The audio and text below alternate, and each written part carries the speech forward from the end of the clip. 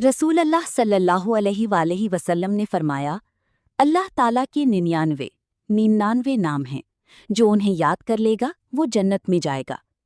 इस हदीस में लफ्ज़ अहसाहा याद कर लेना इस्तेमाल हुआ है, जिसके उलमा ने 3 बड़े मानी बयान किए हैं।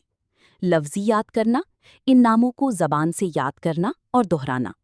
मानी समझना, अल्लाह की इन सिफ़ात के मानी को दिल से तस्लीम करना, मसलन ये जानना कि वो ही रज़्ज़ाक है, वो ही गफ़ूर है। अमल करना, इन नामों की तकाज़ों पर अमल करना, मसलन जब आपको पता चले कि अल्लाह अर्रहीम है तो आप दूसरों पर रहम करें, जब पता चले वो अर्रज़्ज़ाक है तो सिर्फ उसी से मांगें। अल्लाह के नामों पर कामिल यकीन रखने वालों के लिए अल्लाह कैसे रास्ते बनाता है, उसकी एक मिसाल हज़रत बिशर हाफ़ी के वाक़े में मिलती है।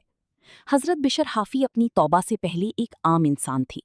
एक दिन उन्हें रास्ते में एक कागज़ का टुकड़ा मिला जिस पर अल्लाह का नाम लिखा हुआ था। वो कागज़ ज़मीन पर पड़ा था और लोग उसे रौंद कर गुजर रहे थे।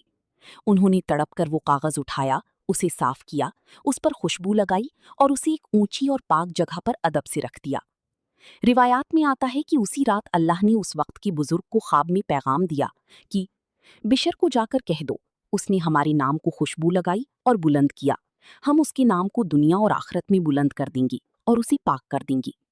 सिर्फ अल्लाह की एक नाम का अदब और उस पर यकीन ने एक गुनाहगार इंसान को वक्त का अजीम वली बना दिया। ये अल्लाह की नाम की वो ताकत है जो इंसान की तकदीर बदल देती है। अगर ये पैगाम आपको अच्छा लगा हो तो इसे लाइक और शेयर ज़रूर करें, ताकि दूसरों को भी नेकी की दावत मिले। अल्लाह हाफिज़।